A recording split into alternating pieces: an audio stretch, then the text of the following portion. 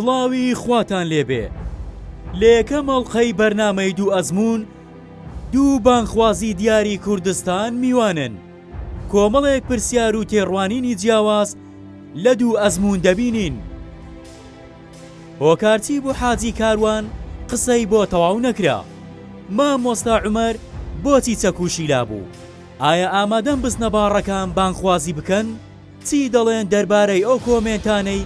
لە سۆشیال میدیا بۆیان دێ پاش کەمێکی تر دەست پێ دەکەین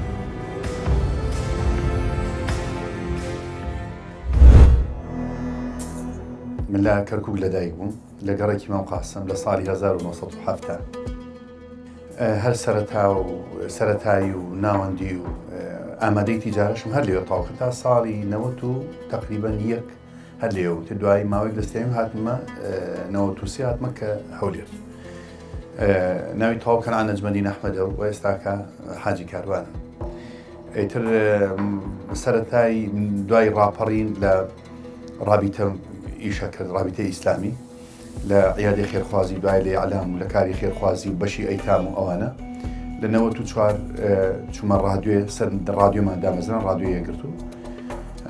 تا تقریبا بنی ساڵی 2000 لە 2004 ساڵ چوومە ئەڵمانیا لە ئەڵمانیا هاتمەوە لە 2005 بەختەوەریمان دامەزراند لەو کاتەوە تا ئەم لە حەزەیە و 16 ساڵە خەریکی کاری بەختەوەری نەخێرخوازی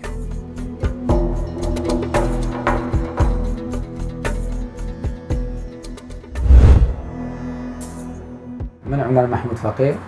دانیشتووی شاری هەولێر لە دایکبووی 1989 مامۆستا تقریبا بۆ ماوەی 10 ساڵ ڕاهێنەر بۆ ماوەی 13 ساڵ لە بواری گەشە پێدان و پسپۆڕی زیاتر سەرکردایەتی خود هەواتە قیادەت و ذات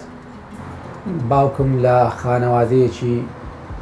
دۆستی ئاینی ئیسلام بووە کە ئیمام و خەتیبە و دایکم مامۆستایە و هەتا ئێستاش بەردەوامە لە مامۆستایەتی و باوکیشم بەردەوامە لە وتاربێژی و الحەمدولillah خێزاندارم و ئەهلی کارم و وەک بڕوانامەش کۆلێژ و پەیمانگەم تەواو کردی و لە چەند بوارێک پسپۆڕی ماوە گرتیەوە بەڵام ئەوەی گرینگە خزمەتی پێ بکەین و تەواو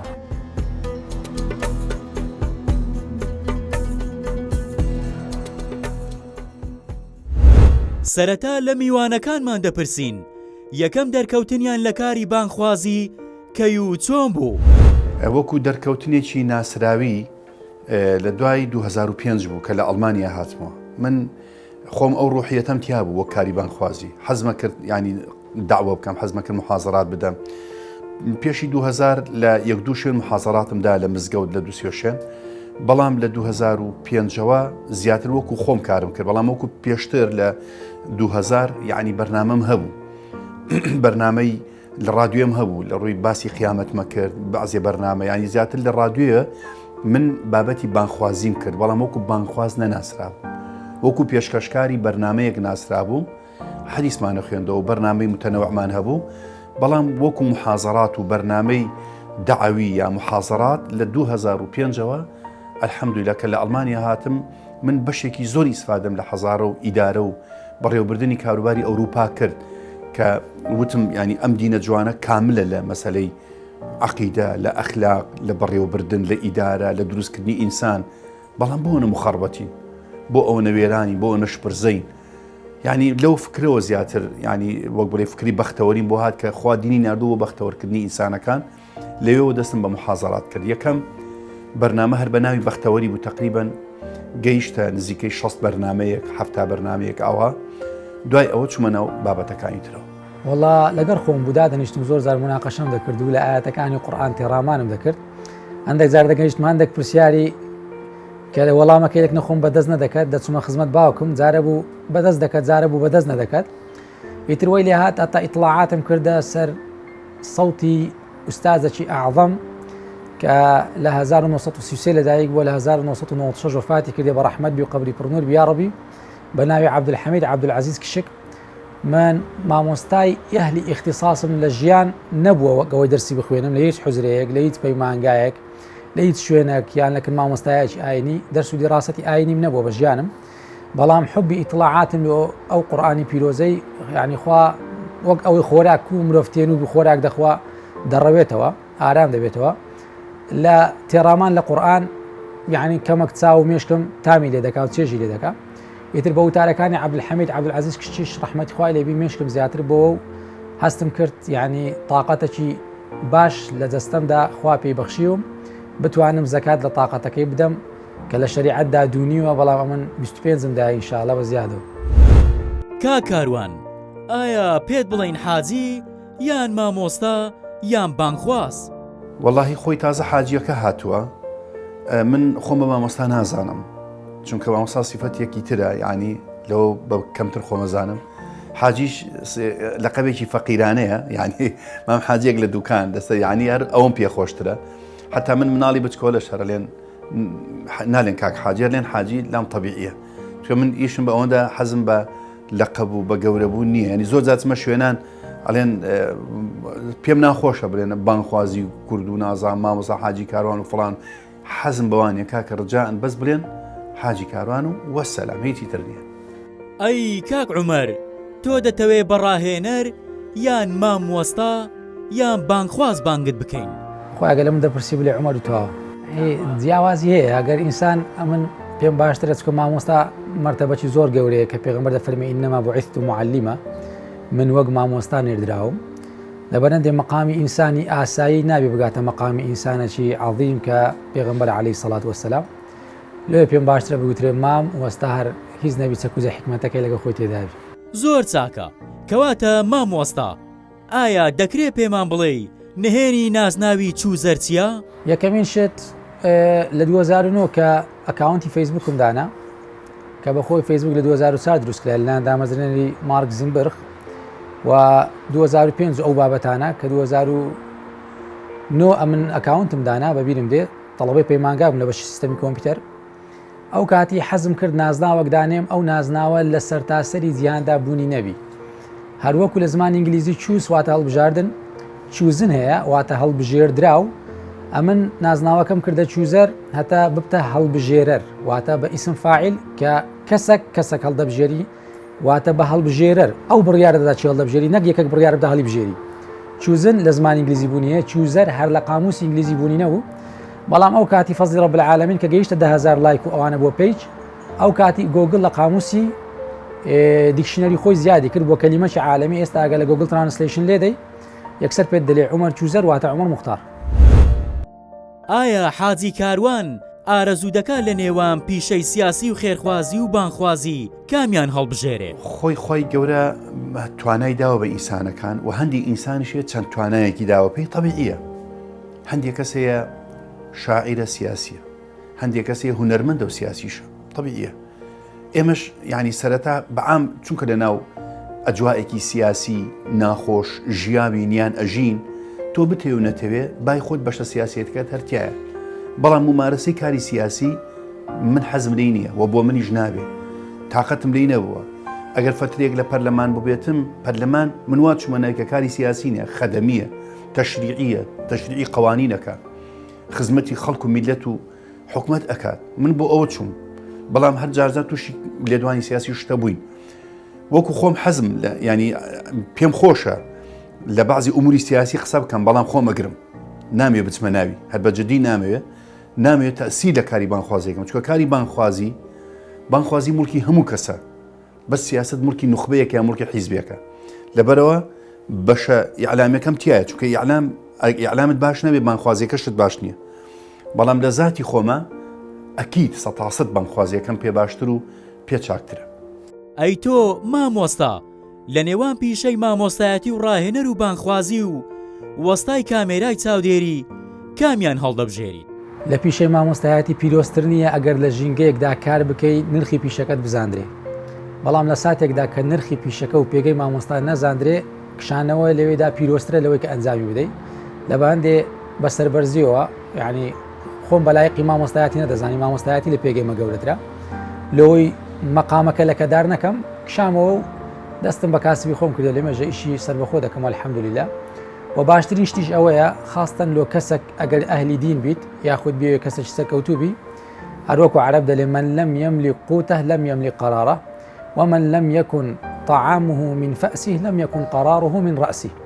ئینسان ئەگەر بژێوی ژیانی لە دەستە خۆی نەبی بڕیارەکاری ژیانی لە سەری خۆی ناوی واتە ساحیبی قەرار نابێ و ئینسانە لە بەندێ ئینسانی شەحور بکە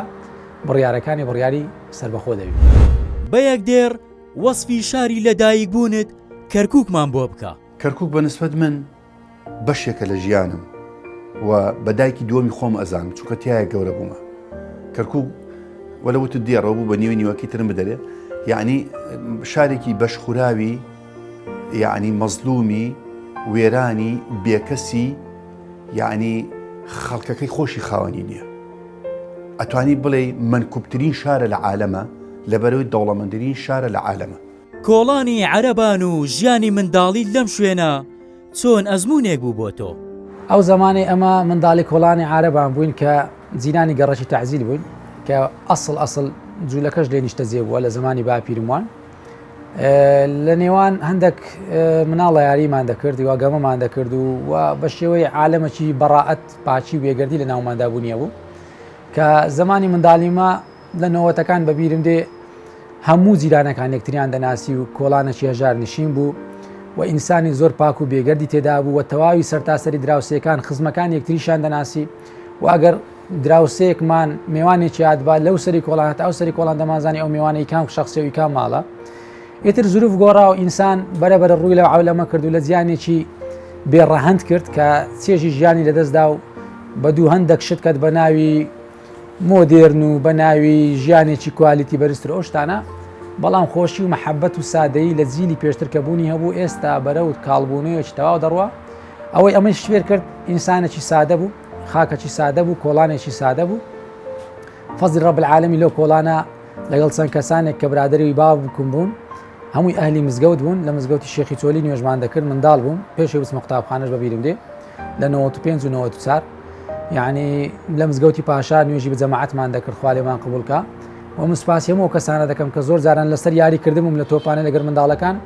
یەک لەوانە برادری بابم ئێستاژە ژیان دامایە خوا تەمەنپانیان کە حاجی مزەفەرە کە مەشهورە کوڕی حاجی نورەدین بەقالی بەبیرم دێ دەگوێڵە پێشم کۆ عومەر لە مزگەفتێ بانجیدایە ئەمەش بەدەست و پلەی پیزنا تۆپانە داهاتینە دەرەی نوێژەکانمان دەکرد و داهاتینەوە یعنی چێژ و ژیان تامێکی تری جیاوازتری هەبوو الحەمدولیلا. بەختەوەری کۆدی چ شتێکە لای تۆ؟ بەختەوەری معنی من کورمەتە پردێک بۆ پەڕینەوەی هەم خۆمان لەسەر پردی سیرات و بۆ پەڕینەوەی ئەو پردە ئەمانەیە کە خەڵکی خێرخواز بگاتە ئەو فەقیرانە. الحەمدولیلا لە ماوەی ئەم 15-16 ساڵێک کە ئەم بەختەوەریە هەیە بە ئەگەر من حیسابی بکەم تا ئێستا هیچ ساڵێک نەبوو لە ملیۆنی دۆلار کەمتر ئێمە سەرف بکەین لای کەم. الحەمدولیلا دڵخۆشکردنی هەزارەها کەسمان کردووە. بەختەوەری بوو بە یعنی شوێنێک بۆ بەختەوەرکردنی خەڵکێکی فەقیر و هەژار و بۆ گەیشتنی ئەو یارمەتی و کۆمەکەی ئەو خەڵکەی کە نازانێت پارەکەی بەرێتە چۆن تەوزیعی بکە. لەبەرەوە بەختەوەری بۆ من ئەتوانم بڵێم هەموو ڕۆژی ژیانی تازەم پێ ئەبەخشێ.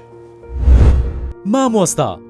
لە سندوقەکەی تەنیشتت شتێکی تایە کە یەکێکە لە ڕەمزە دیارەکانت دەبی سەکوز ویز عیازیە بۆ نابێ شتێکی تر بێ ئەمن بە ئەگە بە چاوی دڵتەمەشام کردی دەبی سەکوزی کەواتە با بینین. بسم الله الرحمن الرحیم. تا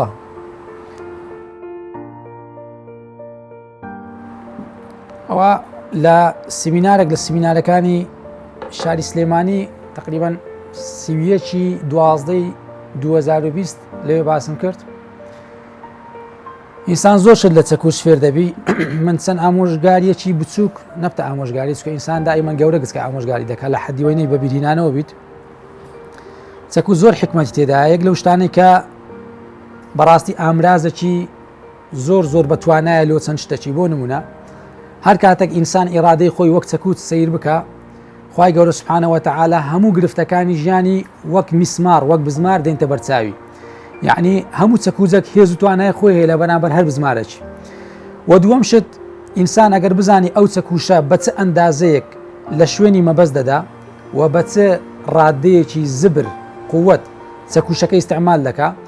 و بە چ حکمەتێک لێ دەدا و بە چ مەبەستێک تەنفیز دەکا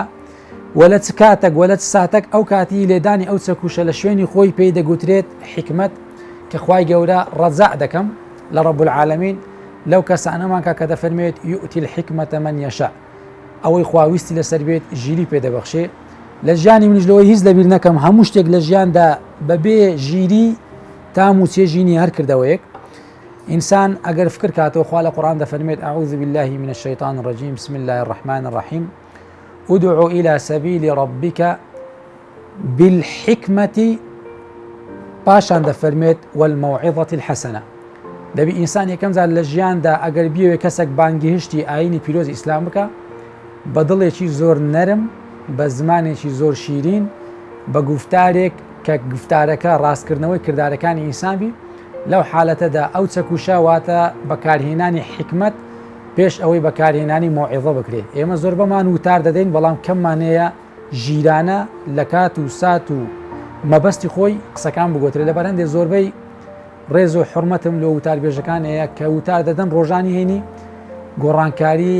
لە ناو مزگەوتەکان ڕوونادا لەبەر ئەوەی موعظە بوونی هەیە بەڵام حکمەتی لە پێش نییە.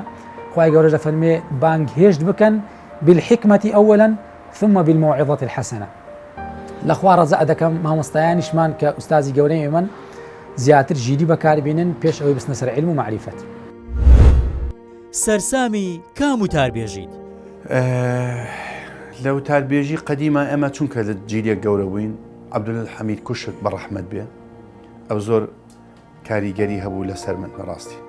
ئەی مامۆستا سەرسامی چ وتاربێژێکە؟ لە دنیاە لە کوردەکانیان لە غەیری کوردیان لەچی چکە پرسیارەکە هەم لە کوردستان هەم لە دەرەوە. لە ناوخۆ وەک سەرسام ئەستەمە سەرسامی هیچ کەسایەتێک بووم، بەڵام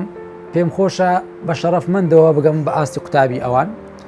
و پێم خۆشە بوونیان زیاد کە هاوشێوەیان زیادکە لەو سەرسامی بەس بە عەبدولحەمید عەبدولعەزیز کشک سەرسامم چکە بەڕاستی ئاستەکی بێغایەت بەرزیەیە خوا قەبری پڕنوورکە. ئەمن دەزانم قیمەتی ئەو زەلامەی بە مردووەتی لە گۆڕدا چەند زیندووە لە ژیاندا و ئوستازەکانی من هەریەکی ئەهلی اختصاصن. لەو نمونە ئەگەر ئوستازەکەمە بی لە زمانی عەرەبی لە ئەهلی نەحوی ئەوە دکتۆر محەممەد فاضل سامڕائیە، ئەویش مایە و خەڵکی عێراقە خوا تەمەنی پانکە و بەرەکەتدارکە لەعین لەسەر ئاستی گۆزەوی نمونەیان کەمە. لەو نمونە لە علومی جیۆلۆجیا لە طبقات الأرض دکتۆر زەغڕول نەجارە، لەو نمونە لۆ عمومی زمانی عەرەبی دکتۆر محەممەد شەملولە، لەو نمونە لۆ علمی ئیدارە دکتۆر تارق سوەیدانە، بۆ نمونە لە فیزیا بوار زۆرن مەسەلەن دکتۆر سەبری دمرداشە. ئیتر هەر عولەمایەک لە هەر بوارەکی ئەمن دائیمەن لوتکەکەی دەگرم کە تۆپیکە قوتبە، یعنی دائیمەن ئینسان لە گەورەکانەوە وەک کانیەکەی لەسەر چاوە ئەو بخواتەوە باشە. ئوستازی هەموو ئوستازەکانیش معلمی عەڵەممان محەممەد المستەفایە کە ژیان نامەی بەڕاستی هەتا مردنی دیڕاست بکرێکەمە لە کوردەکانیش مامۆستای بەڕێزمان زۆر وەچ مامۆستا محەممەد فایق شارەزووری و هاوشێوەکانی خوای گەورە بوونیان زیادکە و هاوشێوەیان بەرەکەتدارکە. لەم سندوقەی تەنیشتان کۆمەڵێک وێنەی تێدایە ئەگەر بتوانن پێشانی کامێراکەی بدەن و قسەی خۆتان لەسەر هەریەکەیان بڵێن. وامزانی شتی تری هەیە ئەفرماکسەوە یا الله هەمی دەرەکەم قەینە باشتر. حاجی قادری کۆیە تاوان یەکێک لەو کەسانی کە زۆر تەئسیرم کرد لە مەسەرەی شیعرا عەفوەن حاجی قادری کۆیە زۆرم خۆشەیە چونکە من لە بحکمی پێشکەشکاری بەرنامە بووم و حەزم لە شیعر خوێندنەوەیە. حاجی قادری کۆیە یەکێکە لەو شاعیرە گەورانەی بە معنای کەلیمە فەلسەفەی زۆر بەقووەتە و عمقێکی ئیمانی زۆر عەجیبی هەیە و خاوەن فکرێکی زۆر ڕاست و دروستە و شیعرەکانیشی بە جددی جێی دراسن. یعنی مەسەن یەک لەو شعرانەیەگە لە بیرم بێ وەکو معناکەی باسی وەسفی خواکە ئاودێری دێمەکاری، ینی زۆر بەقووەتە باسی ئەوەیە کە ینی کاڵک دێمەوە خۆی گەورە ئاوێدا باسی وەسفی یعنی شتەکانی زۆر زۆر بەقووەت خاصن لەسەر ذاتی خۆی گەورە. خۆی گەورە بە باشتی شادکە یاخۆ. ئەوە شاعری بەرز و گەورەی کورد حاجی قادری کۆیە. طبعاً سبحان الله ئەگەر تەواوی شعرەکانی شاعرە بلیمەتەکانی کوردستان بخینەوە زیاتریان کەوتونەتە زۆنی سلێمانی و شاری کۆیە و ئەوانەی کە مەسەلەن وەک بەسەر بەرزیەوە دەیڵێم شاری سلێمانی بە شاری هەڵمەت و قوربانی و شاری پایتەختی ڕۆشنبیری و ئیلە ئاخری هەرچەندی مەدحی کەسایەتیەکانی سلێمانی و شارەکانت کەی کوردستان بکری هەرکەمە ئەوانش ژیانیان تەرخان کرد بەڵام ئەگەر تەمەشای تەواوی ژیانیان بکەی بەشێک لە تەمەنیان لە زیندانی بەڕێکردیا یعنی حاجی قادری کۆی یەک لەو کەسانە بووە کە لە ژیانیدا ماندوو بوونەشک و شعرەکانی زیاتر لە کۆت و زنجیر و بەندایەتی و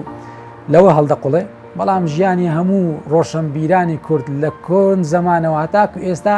ئەهلی عیلم و معریفەت پەراوێز خراینە ئینشاء الله لەکن خوای هەروەکو محەممەد متولای شەرعی دەفەرمێ خوا لە قورئان دەفەرموێ أعوذ بالله من الشيطان الرجيم ئاەتێکمانەی لە زوعەمە دەفەرمێت خافضة رافعة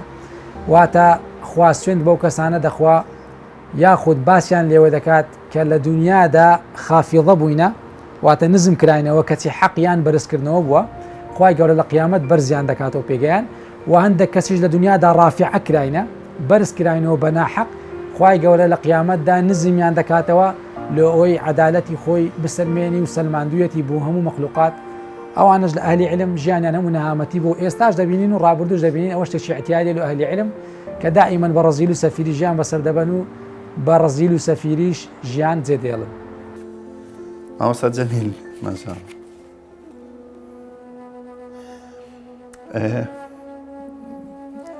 لای من نمردووە بە معنای کەریمە لای من نمردووە هەر بە ئەوە قەناعەتی دڵی خۆمە قەت هەست ناکەم مردووە هەر بەجددی ینی قەت هەست ناکەم مردووە ئێمە ینی لە ماوەی 30 ساڵ ئەتوانم بڵێم ینی هەم برادەر بووین هەم کوڕباو بووین هەم زاو غەزور بووین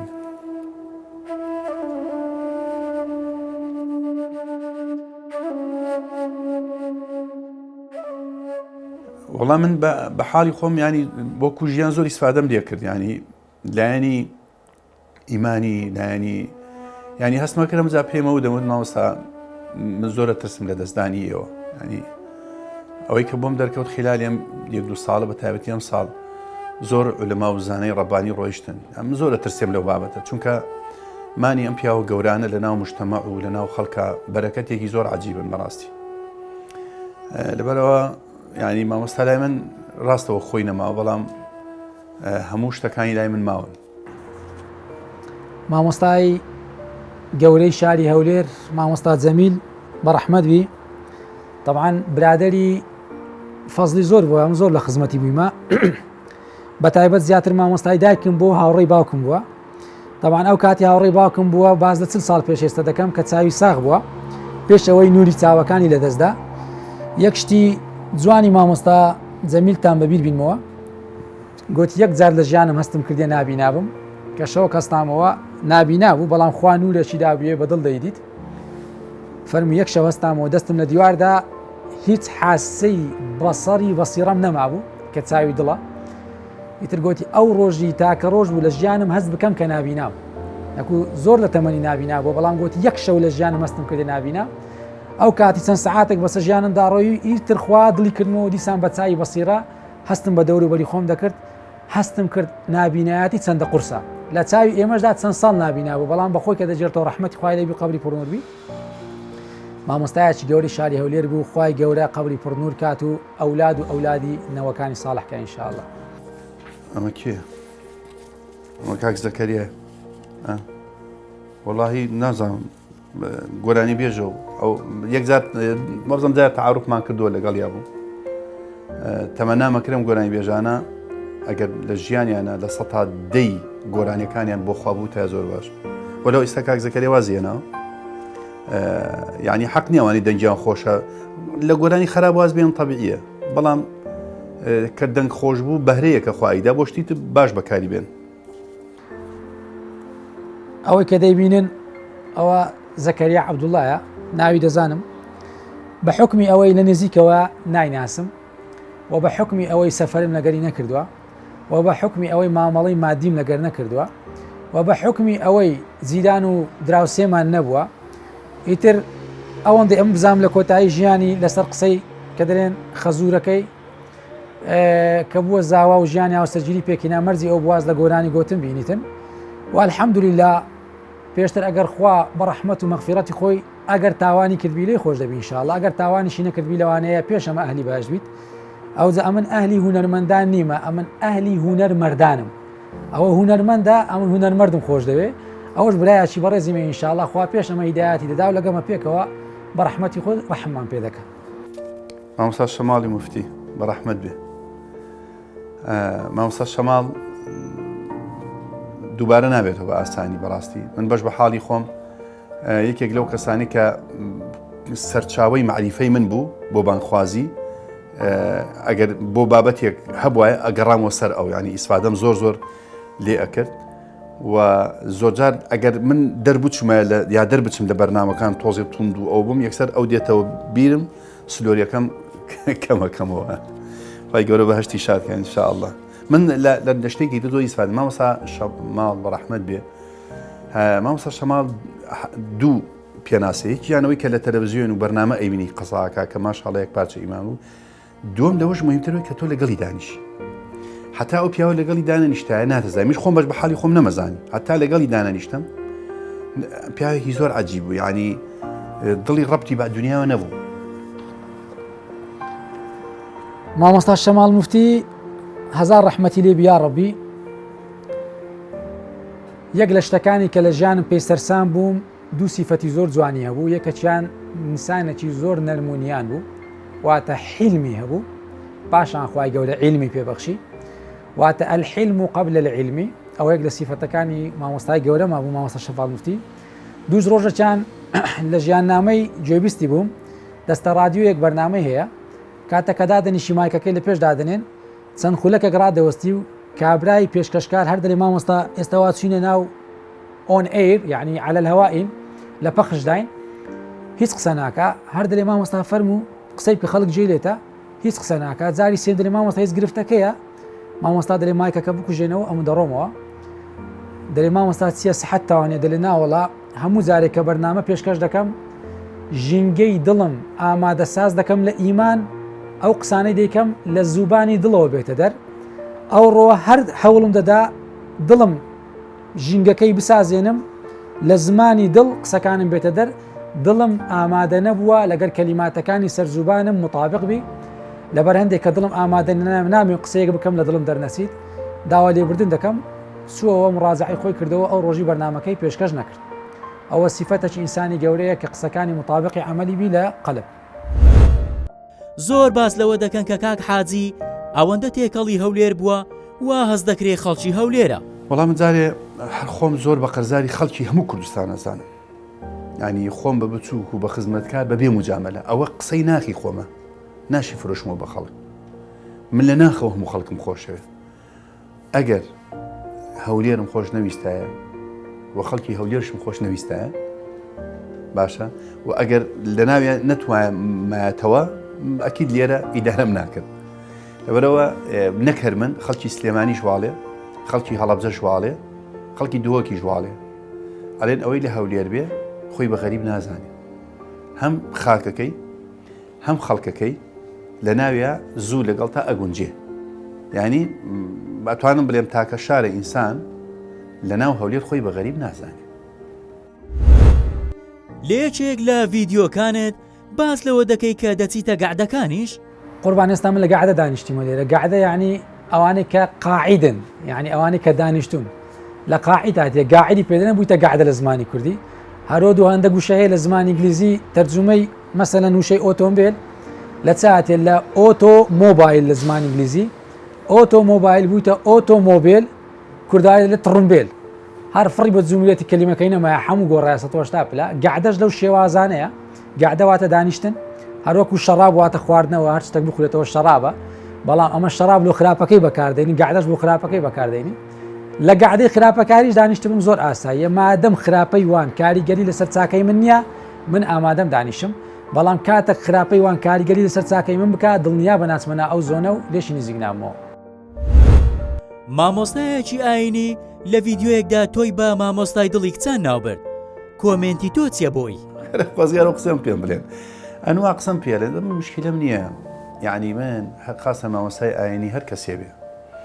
ئەوانەی جەنابەت کە باسیەکەی کە بە منی و ئێستا پەشیمانە لە قسەکەی و دوعای خێرشم بۆی کردو بە هەموو شێکم. من چونکە خۆم ڕاست و دروستم لەگەڵ خوا، نیەتم بۆ خوایە و ئیشم بە دنیا نییە و ئیشم بە شوهرە و سەرۆت و سامان دە بە بانخوازیم نە بە خێرخوازی کۆ کردوتەوە، نەهەمە نە هەوڵشی بۆ دەم، وەنە ئیشم بەوەی بچمە سیراعێک لەگەڵ هەر کەسێکی ترە. من بانخواز یعنی تیمارکردنی دەردەکانی کۆمەلگا. ئیتر هەندێک جار بە قسەی هەندێک جار بێت تێکەڵاوێ. ئەگەر مەدەحمی کرده بێ خوا خێری بنووسێ. ئەگەر زەممی کرده بێ ئەوە خراپەی من بۆ ئەوە چێ. چاکەیەکی بۆ ئەو بۆ من دێ. دومینیش من یعنی وا باشە کەس زەمی کەس نەکات لە بەعەلەنی. ئەگەر نەقدێکی لێمە زۆر خۆشە دەیە حاڵت بۆ مامۆستا بۆ سەلەفیە بۆ خەلەفی بۆ سۆفی بووە تەلەفۆنی بۆم کردووە کاک حاجی حەزەکەین ئەو شتانەت نەبێ مەمنونی بوومە سوپاسیم کردووە هیوادار مامۆستایانە شواب لە یەکێک لە سیمینارەکانت وتت ئەگەر پێغەمبەر درودی خوای لێبێ ئێستا لە ژیان بە ئەوە هەژماری فەیسبووکی دادەنا و دوای ئەمە یەکێک لە وتاربێژە دیارەکان تۆی بە کافر لە قەڵەمدا پێت وایە تۆ شایەنی قسەکانی ئەم بووی؟ دووبارە بسم الله الرحمن الرحیم پێم باشترین شتە ئینسان پێم باوەڕم وانییە کە مامۆستایەکی گەورە و گران هێندە بە عەقڵێکی ئاسایی و سادەی خەڵک بیرکاتەوە چکە و ڤیدیۆ ئەو بڵاو بیتەوە خەڵکە هەستایە وەک ئەدمینێک لێکیدایە قسەکەی من نیوەی بڕیە قسەکەی ویشی نیوە بڕیە بەس لەوەی ڤیوەری زیاد کا و دەستکەوتەکی مادی دنیاە وەگەوەی خوا دەفەرمی لێشتە ڕووبی تەمەنن قەلیلە دایمە نرخەکی کەم بەدەستبوونی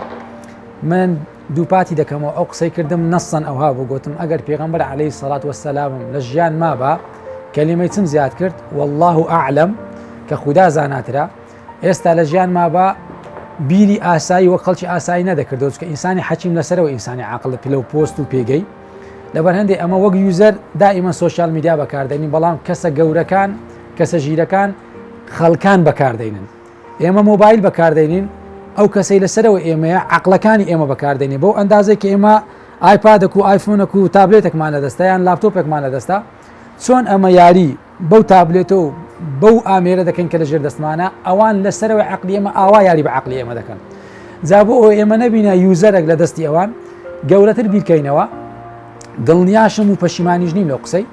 ئەوەی مامۆستای گەورەمان فەرموویەتی و ئینسانە کەڕەت دەداتەوە من جوابم چێ بۆی من هیچ جوابێکم نییە ئیلا هیدایەت دوعای خێر گردنی باب و باپیری هەموو ملەتی کورد بە موسڵمان و غەیری موسڵمان ئیلا یەوم القیامە بۆ هەموو تاکەکانی کوردستان بۆ دەرەوەی کوردستانیش بۆ عەرەب و غەیری کوردیش هەتا ڕۆژی قیامەت هەر کەسێک زەمبی کردم هەر کەسێک زنێوی پێدام هەر کەسە قسەی ناشیاوی کرد و غەیبەتی کردم لە ڕای خوای گردنی هەموو مەخلوقاتی خوای ئازابی لە ڕۆژی قیامەتش لە ڕای خوای گردنیان ئازابی لە زمانی شیرین هیچم لێیان خوا هیدایەت هەمومان بدا و پایدار من ئینشاڵڵا پێشە من لە باشتێنە کاک حاجی پەشیمانی لەوەی کە بە بەڵێ دەنگت بە ڕیفراندۆمدا؟ ئەزانی چۆنەمە جارە جەوی ڕیفراندۆم ینی جەوێک بوو بازی هینی تیا بوو ینی تەشەنوجاتی تیا بوو بازی غموڵشی تیا بوو من لە ذاتی خۆمە هەموو کوردیەکیش هەمووی لەگەڵ ئەوەی کە ڕیفراندۆمی بکرێ بۆ ئەوەی نەجاتمان بێ ببین بەسەر بەخۆ بەڵام ئیشکالەکەی لە کاتەکەیا بوو لە حاڵەتەکەیا بوو لە شێوازەکەیا بوو لە بڵین لایەنە سیاسیەکان بوو کە ئەم مۆزوعیان دروست کرد هەر ئەوەندە بوو ئەنا وەکو خۆی من و هەموو کەسێک پێی خۆشە ڕیفراندۆم بکەین بۆ جیابوونەوەمان بۆ بین بە دەوڵەتێکی سەر بەخۆ منیش بۆ ڕۆحیەتە کردومە ئێستاش بکرێتەوە بەیانی هەر ئەچم ڕیفراندۆم ئەەکەم من ڕیفراندۆم نەبووە حیزب کردووە نەبوو یەگرت و کردووە نەبوو پارتی نەبوو یەکێتی کردووە وەکو کوردێک یعنی تەمەنا ئەەکەم منیش وەکو ئەم میلەتانی وەکو فارس و تورک و عەرەب چی لە من زیاترە بۆ ڕۆحیەتە کردمان ئیتر خۆ هیچ چ زەرەرمان کردووە زەرەرەکە ئەوەندەیە ینی بەڕاستی تاریخی کورد بەداخەوە ئەڵێم ئەوەی خیانەتی لە میلەتی کورد کردووە نە فارس بووە تا ئێستا نە عەرەب بووە نە تورک بووە هەر سەرکردە و هەر ئەو لایەنانە بۆ کە کوردیان بردووە بەڕێوە بەڕاستی بۆیە ئەگەر تایم میلەت ئەبێتە زاحیە بەڵام بۆکو ڕیفراندۆم ینی ڕیفراندۆم نەک لێرە لە ئیسپانیاش کرا لە شوێنتری شەر ئەکرێت هیچ کاریتیان نییە ئیتر زەرەرەکە لایەنەکان لە خەڵکیاندا نەک زاتی ڕیفراندۆمەکە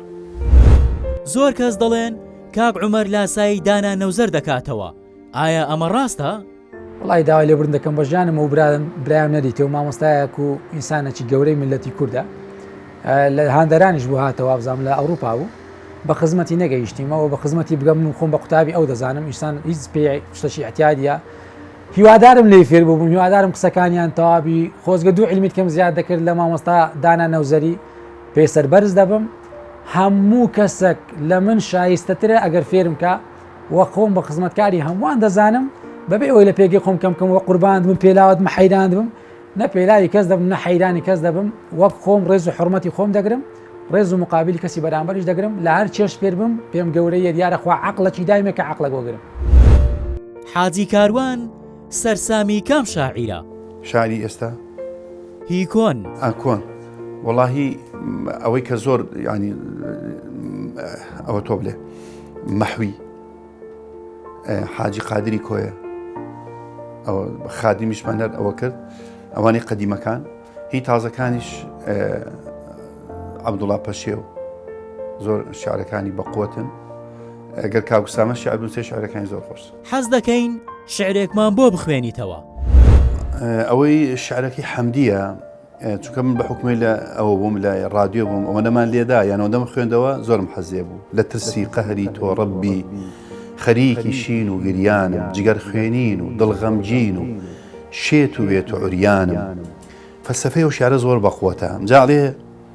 بە دڵما فکری پرشنگی جەحیمی قەهری تۆ دەڕوە گڕێ دەگرێم دڵی دۆزەخ دەسووتێ هەر بە سووتانم یعنی لێ دڵم ئەوەندە گەرمە دۆزەخ بە دڵی من ئەسووتێ لە دۆزەخ بە قوترە ئەوەنە پەشیمانە لە ئەفعالی منە ڕەش بوونەوە ئێسقان و گۆشت و پۆست بەڕیشی سپێوە هێشتا هەر خەریکی سواغی ڕیشتانم نە ئەمرێکم بەجێهێنا دڵی پێخۆش بکەم جارێ نەخۆم لادا لە نەهیەکت مفەڕەح بێ کە ئیمانم ینی باسی زەمی خۆیەکە تاوان ئەوە زۆر مهمە ئەوە نەقدی ذاتی پێوترێ بە ئەو مستەڵەحی ئێستاە ئینسان نەقد لە خۆی بگرێ ئەوەنە باسی خۆیەکە لێت جەهەنەم باوەڕم نایە قیامەت من لە خۆی بگرێ ئەڵێ ئالوودە ناکەم من بە پیسی حیفە دامانە جەهەنەم ئەڵێ ئەوەندە من پیسم باوەڕ ناکەم من لە خۆی بگرێ باشە نامەوێ ئالوودە بم داوێن پیس بم یعنی تۆ تەسەوڕ کە ینی ئەوەنە خۆی لە جەهەنەم بە خراپتر ئەبینێ خەجاڵەت بووم لە ئاقاری گوناه ئالوودەیی من بوو گونا ئالوودەی من بوو گەلێ ڕوو زەرد و شەرمەندەی باری نەوعی عەسیانم پەشیمانی ئەگەر شاخی لە ئینسان دەردەکرد بێشک لە گەردوون توند ئەبوو شاخم بە دڵ هێندە پەشیمانم حیسابی خۆم دەکەم قەستم وەهایە خۆم بسووتێنم کە فکری بەحری ئیحسانت دەکەم پڕ ئاوە لێوان ئەڵێ ئەوەندە خەریکە خۆم بکوژم لێ خۆم بسووتێن بەڵام بکەبی لە ڕەحمەتی تۆ ئەەکەمەوە دەمن پڕ ئاوە بێت لە خۆشی تۆیە ئەمەند خاکم بەسەردا کرد لەسەردا ئەشکی خوێنم ڕۆشت بە کەیفی خۆم شکر ئێستا لە خاک و خوێن غەڵتانم لە ئاخیرە ئەڵێ چی حەمدی تەمەن حەمدی زۆر بەخۆتە وەکو کێوی گوناه هاتوومەتە بەر بارەگاهی تۆ ئەبەستی خوایە کە محتاجی بەقەت یەک پەرگەهاهی عەفووی غوفرانم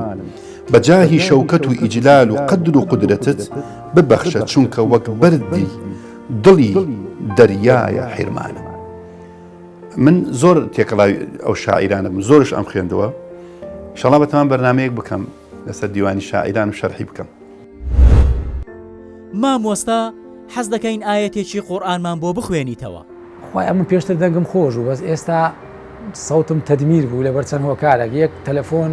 پرسیارکردن قسەکردن قورگمان سیلاک بووە پێم باشترە ئەو قورئانە جوانە بە قورگە کە زوڵاڵە بیتن ئینسان حەز بکات جێ لێ ڕابگری بخوێندرێ سەوتی من زیاتر لایقە لە وتاردان نەک لایق بی لە قورئان خوێندن پێشتر لە مزگەوتی باوکەم لە 96ەوە قاری و موەزین بووم بەڵام تقریبا نزیکەیە تا 2005 لێ بەرەبەرەکە یەک دوو کەسی گەنجی مرد منداڵ فێر بوون و گەیشتنە ئاستەک ئیتر ئەوانمان پەرە پێدا ئێستاش بسن ئەوان بەردەوامن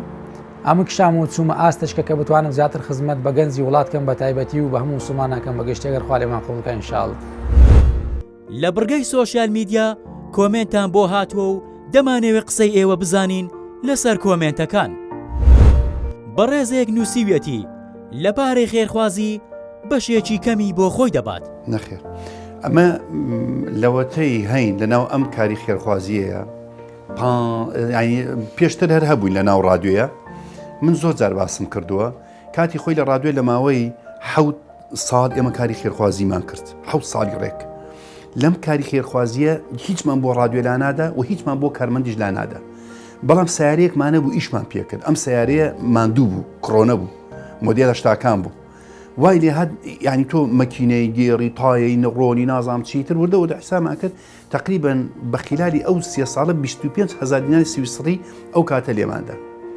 دوایی کە چوونە لای مامۆستا سەلاح ئەمیداری گشتی گوتوتی کاکە بێ 25,000 دەرکەنە دەرەوە سیارەکەمان فرۆشتۆ 25,000ەکەمان خستۆتە ناو پاری خێرخوازیەوە بەڵام لە ئیشی کاری خێرخوازی ئێستا تۆ بۆی بچی بەڕێوە بە پێی شەرع 105 بۆ حەوت ئەتوانی دابنی لە پارەی زەکاتە نەک لە پارەی ترە من بەش بە حاڵی خۆم لە پارەیە کە دێت سەدەقە بێ پارەی مناڵی هەتی و بێ باوک بێ مزگەوت بێ هەرچی شتێک بێ لای نادەم ئیلا لە پارەی زەکات شەرعەن وایە چونکە بە نەسەن ئایەت خوا جێی کردوتەوە فەرمی وەالعاملینە عەلەیها عاملینە عەلەیها نەک بۆ خۆتی بخۆی باشە بۆ ئیشەکە ببەی بەڕێوە بۆ ئەو کارمانەی کە لەگەڵتن 105 لە ڕووی شەرعەوە 5 بۆ 7 حەسەبی حاڵەتە ئەتوانی دایدەیتە ئەولاوە ئەوە بۆ ئیشەکە بەڵام من ئەوەی کە بینیم تەنانەت دوێنێ یەک لەو دەستگایانێک کە خێرخوازی و ئیسلامیشە و ناوێ گەورەشی هەیە ینی ژنێک گوتم بۆ ناچی بۆ ئەوەتی مامۆستا چوومە من ملیۆنێک مەوتیانە ئێمە ئەگەر بانگەوازت بۆ کەین لایکەم سەتاچلی بۆ ئێمەیە ئێوتم کاکە بە چ شەرعێ ینی هەر بەرنامەیەک ئێستا لە زۆربەی کەناڵەکانە بینم ینی کابرا مەلایە بینم لە 100 بۆ 50 بۆ خۆی دائەنێ بە هیچ شێوە جائیز نییە ینی من یەک دیمەنێت بۆ بجێڕمەوە ینی مناڵ هەبووە بۆ ئێرە 250 دیناری هێناوە یان 1000 دینار هێنێ من چی بگێڕمەوە ئەین بەجددی چی بگێڕمە ناتوانانی بگێڕیتەوە دۆ من بە خەڵکم نەوتووە ئیگەڕمەوە ئێستا ئەگەر تۆ 50,000 بۆ من بێنێلم کاکە من 5,000 دادەم حەقی خۆمە ئەو کاتە بەڵام ئەگەر نەیلێم بە کەیفی خۆم بگێڕمەوە بە هیچ شێوەی حەڵال نییە و بە هەموو خێرخوازەکان شمتووە ئێمە پارە نەدێنەوە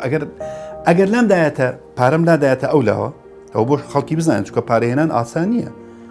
ینی بەس ئەمڕۆ نزیکەی من 50 ڕقم بۆ هاتووە بۆ عائیلێکی یەتیم ینی ئێستا ئەوەیە بەجیات دامناوە ناتوانم دەستکاری بکەم ئەگەر پارەمان لا بدەێت تا ئێستاکە 16 ساڵە ئێمە ڕێکخراومانێ سیارەمان نییە باشە 16 ساڵە خانومان نییە ئێدەوەرە کابرا ببینە مەزرعی هەیە بۆ خۆی نەکەر خانووی نییە خانووی 4-5 هەیە لە باتی باوەڕکە شوقەیان کڕیوە شوقە خەستەخانەیان دانەوە فڵانیان دانەوە ئەنوا ئەشکال بە خۆیان دایان چۆ دانراوە من نازان ئەو پارێ چۆن دابەشەکرێت ئەبێت مەسەن بۆ نمونە من بانگەوازێکم کرد بۆ عائیلە یەتیم خانوویەکێوێ خانووکە بای چەنە 3 دەفتەرە من بۆ ئەم عائیلە چەندم بۆ هات 6 دەفتەرم بۆ هاتووە لەم 6 دەفتەرە چی دێکەم ناچم بیکەم بۆ خۆم بۆ خانوو بڵێم وەڵام مادام زیادە بۆ خۆم بۆک بەختەوەری با خانوویەکم هەبێ باشە ئەی چی دێکەم ئەیدەمە خانووی یەتیمی تر بەسایی ئەوەوە دوو عائیلەی تریشە بن بە خاوەن خان بەڵام ئەوانی تر چیەکە نەدی ڕێکخراو هەیە ئەگەر نەخۆشێک پێویستی بە 2 دەفتەر بووبێ 10 دەفتەری بۆ هاتووە من نەخۆشە زانم 2 دەفتەری ویستووە 30 دەفتەری بۆ هاتووە 28 دەفتەری تریان لاداوەتە ئەولاوە ئێوە جەریمەیە کاکە ئەو 28 دەفتەرە ئەسڵ وایە چی لێ بکەی تۆ 28 نەخۆشی پێ عیلاجکە یەکی دەفتەرێکێ یەکی زەرعی کلێ یەکی فڵانیەوێ نەک بچی بیدەی بە عەرز و بیدەی بە باون بینە نازم چی لێ بکەی ئەمە الحەمدولیلا سوپاس بۆ خوای گەورە لەوەیە زۆر دڵمان خۆش بەڕێزێک نووسیوێتی لە هەموو بابەتێک قسە دەکات و بابەتەکانیش پەیوەندیان بەو نییە یەکەمین شت بە ئەهلی کۆمێد نووس تێبگا ئەگە من لە قورئانەوە قسە بکەم وشەی قورئان لە زمانی عەرەبی لە ناو قاموسی قورئان بە معنای گشتگیر دێ واتە عام گشتی واتە هەر کەسێک لە قورئاندا باز لە شتێک بکە باز لە شتە گشتەکان دەکا واتە قورئانی مەباسی لە هەموو زانستی دنیا کردیە خوا دەفەرمێ فإذا قرأناه فاتبع قرآنه أي فإذا قرأت القرآن فاتبع شموليته هەر کەسێک لە ئێوە قورئانی خوێندەوە با بە دوای واتە گشتگیرەکانی بگەڕێ من بۆیە لە زۆربەی بواری ژیان قسە دەکەم چکە قورئانەکەم باس لە زۆربەی بواری ژیان دەکا شتێک تەبیعیە بەڵام لەوانەیە بەڕێزیان حاڵی نەبوو بوون لە ئاەتەکان و فەرمایشتەکانی خوای گەورە خوا لەوانەیە من زیاتر نعمەتی پێبەخشی منەوە بوارە دووەمین شت لەوانەیە من لە هەندێک شتێک قسە بکەم هەڵە بکەم لەوانەیە لە دیدی کەسی بەرامبەر من هەڵە بم بەڵام لەوانەیە بە چای من سەیری قسەکان بکەیەوە بێەوە ژێر ڕۆشنایی فۆکس و لێنزەکانی من لەوانەیە ڕاست بیتن وەک ئەو ڕقم 9 و لەگە ڕقم 6 کە دوو کەس پێچوانێک یەک دەلێ 9 یەک دەلێ 6 بە ئینگلیزی نووسایە هەردووکمان ڕاستین بەڵام من لە دیدی ئەو غەڵەت بم مەرجیش نییە و مەرجیش لەوانەیە من هەڵە بم وەک ئیمامی شافعی دەفەرمێت رأيي صحيح يحتمل الخطأ ورأي غيري يحتمل الصواب فمن أتاني ببرهان وإلى آخره. دەفەرمێ من خۆم پێ ڕاستە هەتا کاتێک دێ کەسێک دێ بەڵگەکم دەداتێ کە لە من ڕاسترە وە قسەی خەڵکیشم پێ هەڵەیە هەتاکو بەڵگەکم دەداتێ کە ئەمن دەتوانم بە بەڵگە لەگەر ئەو حیوار بکەم. ئیتر من سوپاسیان دەکەم لەوانە شاڵە بم من مرۆڤم كل بني آدم خطاء وخير الخطائين التوابون. تەوبە دەکەم لەسەر ئەوانەی کە هەڵم کردووە پێ گەورەش دەبم کە خەڵکە کەڵم ڕاست دەکاتەوە سوپاسیان دەکەم ئەگە خۆشیان نەوێم هەڵەکانم ڕاز ناکەن. بەڕێزێکی تر نووسیوێتی کار بۆ دەرکەوتن دەکا نە خزمەتکردن. والله اینجا خۆ ئەگەر دەرکەوتن تۆ بتێن دەرەکەویت بەڵام کارکردن بۆ دەرکەوتنەکە نییە. کار بۆ هاوکاریە بە دەلیلی ئەوەی ئێمە ڕۆژی چەند عایلەمان لایە ئێستا بەڕێزە نازانێ ئێمە چەندمان ینی پارە داوە ئەوش هەر نازانێ. دووەم من وتومە ئەیکەم وتومە پارەی حاجی کاروانە نەخێ پارەی من نییە. ئەگەر پارەی خۆم بێ بڵێم من ئەوە لە گیرفانی خۆم ئەمڕۆ $100 داوە بەیانی بڵێم $100 داوە ئەو بۆ دەرکەوتنە. بەڵام کابرایەک جیهەتەکە مەجهولە پارەی هێناوە خەڵکێکی خێرخوازە کەس نازانێت چێ وایە. من باسی حاڵەتەکە ئەەکەم ئەڵێم ئەوەندە کارە خێرە کراوە ناڵێم من کردومە من نەم کردووە. من وەکو حاجی کاروانێک فقط حەلەقەی وەستم لە نێوان خەڵکی خێرخواز و خەڵکی فەقیر. دووەم خوا خۆی ئیزنی داوە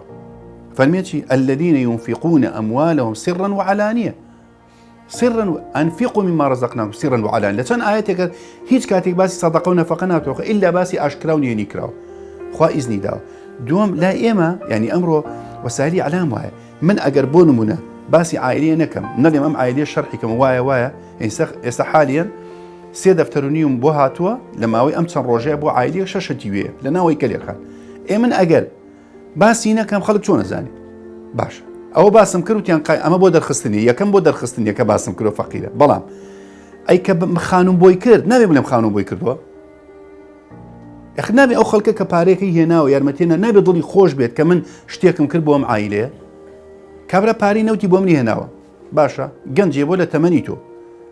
300 بەرمیل نەوتی هێناوە نزیکەی بای 4 دەفتەر. باشە ئەم بەڕێزە من خۆم لە ناو ئیشەکەیان نەبووم بۆ شەرح نەکەم من کاکەوە نەوت ئەوە نابێ. بەڵام ینی طبیعی خەڵکی تۆ بسە بەڵام لەخوا بە زیاد بێ الحەمدولله نیەتمان ساڵە بۆ خوای گەورە دەرچوونەکەشمان لە پێناوی خوایە. بەڕێزێکی تر نووسیوێتی دەرکەوتنی لە پێناو ئەوەیە لە داهاتوو بچێتە ناوکاری سیاسی. وەڵام لەوەی چیە؟ وەڵا قوربان پێمات کێ وەڵامی شتانە بدەمەوە بەڵام ئەوە خەڵکەکە لەوانەیە پەرلەمان بەداخەوە دەیڵێم پێشتر جێی شکۆمەندان و گەوران بوو ئێستاش ئینسانی گەورە عەزیمی لێ بەس بەڕاستی ئێستا نەگەیشتۆتە ئەو ئاستەی بچی لە وڵاتێک مادەم لە کۆتاییدا ئەو حەقەی لە پێمە ناتوانم بچم بیگەینم بە دروستی بەس بچم دەست بڵنکەم و پارەی وەرگرم یاخود ناتوانم گۆڕانکاری ڕاستەقینە بکەم و ئیرادەم نییە کەسێک لەسەرەوە من ئیرادەکەم یاری پێ دەکا. من سوپاسی پەرلەمان دەکەم پێگەکان لە خۆیان بێ هەموو حزابە سیاسەکانیش سەری شکۆیان بۆ دانەوە گرێست بەڵام من ئەهلی سیاست نیم. ئەفلاطون قسێکی جوانێ دەڵێ لەقەد كنت رجلا نزيها لذلك لم أصبح سياسيا. دەفەرمێ من مرۆڤێکی پاک و بێگەر بووم هەر بۆیە نەبووم بە سیاست مەدار. معنای وەژ نییە سیاست مەدارەکان ئینسانی غەڵەتوان بەڵام ئینشاء الله حسن زەنم مەیە خۆیان ڕاستکەنەوە کەمیان تێدا ئینسانی چاکن بەڵام بەڕاستیش سیاست لە وڵاتە بوویتە مای ئەوەی کە خەڵک پێ عیبەبی پەرلەمانتاری بۆتە ئەوەی کە خەڵک بلێ هەلۆ پارێ و دەشبینین خەڵکێک مەسەلەن لە ئاستی دینە و لە ناو دینە و پێگەی بەرزیە بۆ لە ئیمام و خەتیباتی کە دەستە ناو پارە و پول ئەو شتانە ئینسان دەگۆڕێ یا ڕەبی خوایە شاید بەلۆ قیامەتێ دڵم نەستە سەر هیچ ئەو شتانەی کە بە دنیا ئیغرا دەبیت لە هەموو بوارە خوا گەورەمان پارێز ئینشاء الله دوورم لە سیاست ئینشاء الله فکریشی لێ ناکەمەوە خزمەتکردن لە سیاست زۆر گەورەترە کە دەبمە سیاسی گچکە دەبمەوە. ئامۆژگاریتان چییە بۆ گەنجان؟ پێشی هەموو شتێ گەنج حتا لەخوا نزیک بێ حتا عیبادەتی خوا بکە حتا لەسەر سفری قورئان و حەدیث و زیکری خوا کۆ ببێتەوە هەم خۆی و هەم مەسیری هەم عایلەی سەلامەتە بێ. باشترین ئامۆژگاری بۆ گەنجەوەیە خوش وا ناوینەوە یەکەم کەسێک داوەتی ئەکا لە دوای قائیدێک کە عەدالەتی بەرپا کردبێ شاب نەشە فی عیبادەتی الله هەر وەسیەتەکەی خوایە گەنجێکی دامەزراو بن لەسەر عیبادەت چونکە تەمەنەکە زۆر سەریعە. دەڵێم لە ژیانتاندا تەنها ئیستیسمار و بەرهێنان لە کاتی تەمەنتان بکەن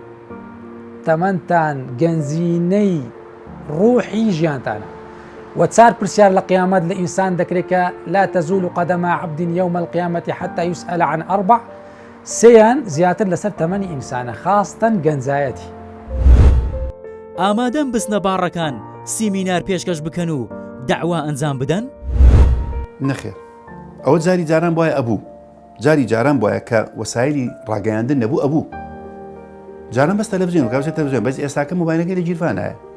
دەیەها عەرە خۆر تەلەفۆنی بۆ من کردو، خوای هیدایەتی داوە. من بچم لە بار چی بکەم؟ کابرا سەرخۆش تەقی سەریە نازانم چی باسەکەم. بەڵام عەرە خۆر بووە هاتۆتە ماڵەوە گوێی لە من بۆ باینی تۆبەی کردو ئێستا کوڕێکی زۆر باش. حاڵەتی واتە ئێستا جاری جاران نیە پێویست ناکە بچمە چایخان و بچمە فڵان. ئەوە جوهود بەسەر بردنە. ئێستا کەس نییە مۆبایلی نەبێ. ئەگەر چایخانەیەک 20 کەسی لێە تۆ لە مۆبایلی خۆت دەتوانین بۆ 20,000 کەسی بنێری. بەخوای ئەسڵەنیشی مەباڕەکانە هێشتا من بە خێرا خۆم نووسیمە گەنایشی من نەمزگەوتە و نەمیحفەلە و نەوشتانەیە بەڵکو لە بار خراتری شەبیت ئینسان پێویستە لە شوێنێک کە مەبەستی گۆڕانکاری بی لەوێ خۆی ببینتەوە و نمونەشمان زۆرە لە ژیاننامەی حەسەن بەننا ڕەحمەتی خوای لێبی کە ئەویش کەسێک بوو لە ناو باڕەکان لە ناو کافتریاکان داوای دەکرد بەڵام ئێستا کافتریاکانی مەبوویتە جێ موسەقەفان کاکە وەڵای جێمە نابتەوە ئەمە نەخیندەوارین لە هەندێک شوێنی هەتا دەچین کابرا باوەڕ پێ دەکات و لۆ داوای دەکرد مامۆستا تو لێ دەچ دەکەی وەڵا بۆ نێرگە لێ دێ گوتمە تا دووکەرمان لێ نەستایە جارێ واز لە کافتریا مافتریا بینی باشترە. لە دوایین دەرکەوتنت وتت حەزم بەدەنجی کەویارە و ئەم قسەیەت هەڵایەکی نایەوە. ئایا تۆ بە هیچ مەبەستێک ئەم قسەیەت کرد؟ زین چۆنە خۆی ئاینم باسی زاتی دەنگم کردووە من ئەسڵەن هەر مەجارنی جۆرە گۆرانی بگرم بەخوا مەزانێ جۆرە قورئانیش بگرم بای ئەوەندە بێم بۆ ئێرە بچمە شوێنێک نه هەر تەلەفۆن جواب بدەمەوە هەر جارێەوە تەلەڤیزیۆن هەر هیچ مۆبایلیشە بێ هەر لەگەڵ خەڵک خەریک خەڵکم ئەستان گۆ ناگرم لەوانێ بە هەموو باوەڕ ناکەم 2 دقە جۆم گرتێ باوەڕ ناکەم ئەگەر هەمووی کۆکەیتەوە 2 دقە من جۆم گرت بێ ئەگەر هەموو دقەکان کۆکەیتەوە بەس عادەتەن لە ڕووی فەنیەوە بەعزێ ئینمدا ئەوش خەریکە بڵێم پەشیمان لەوەی کەوتم چکە هەندێک خەڵک بەغەڵەت لێ تێگا یعنی ئەو خەڵک وایە مەسەلەن حەقێتی چکە حاجی کاروان بانخوازە وانە حاجی کاروان نەسیحەتی خەڵکەکە نابێ حاجی کاروان بڵێ دەنگم جۆم لە فڵان دەنگە من ئەوڕۆ جۆم لە مقابلەیەکی عەبدولباسط عەبدوسەمەد بەڕەحمەت بێ مقابلەکە ڤیدیۆییە ینی ماوە لا یەزالی تەلەڤیزیۆنەوە ئەڵێ جۆ لە گۆرانیە گری بە عەبدولباسط ئەڵێ بەڕەحمەت بێ ئەو شەلێ زۆر معجبم بۆ کەلسوم زۆریش جۆی لێگرم ناو گۆرانی بێژێکی تری شەڵێ بەخوا نازانم کێ مەسەلەن پرسیار لە عومەر عەبدولکافی ئەکرێ کە یەکێکە لە داعی گەورەکان ئێستاش ماوە ئیتر ئەو بۆت باسەکە باسی محەممەد عەبدولوهاب بۆکە باسی کەلسومت بۆکە بە ئێوانش داعین و بانخوازن ینی کاکە گۆرانی بێژ هەموو شتێکی خراپ نییە ینی هەر گۆرانی بێژێک معنای ئەوە نیە گۆرانی بێژە بێ ئەخلاقە معنای ئەوە نییە حرامە گوێ لێ بگری گۆرانیە کەلیماتی خراپ بوو بە دەرەجەیە بە کلیپێکی خراپەوە حرامە بەڵام وەکو ئەوەی کە تۆ بچی ئەمە تەکفیر کە ئەم گۆرانی بێژە ماڵی وێرانکەی جوێنی پێ بدەیت لە تەلەڤیزیۆن پێی بڵێ بێ ئەخلاقە ئەم کەی شتی وا هەیە لەبەرەوە ئێمەش ئینسانین ینی من بەش بە حاڵی خۆم من پێغەمبەر نیم تا غەڵەت نەکەم با داعی بم با بانخوازم با حاجی کاروان بم ئەگەر شتانی کردومە خەڵک بە غەڵەت لێم تێگەیشتوە داوای لێبوردنیان لێک گوێ لە کام هونەرمەند دەگریت؟ هونەرمەردەکانی ما لە گۆرانی بێژ بازەت یەحیا عەدنان کەریم ئەوە کوردەکان ماشەڵڵا خراپەکانمان هەن زۆرە خوا بەرەکەتی ناوێتێ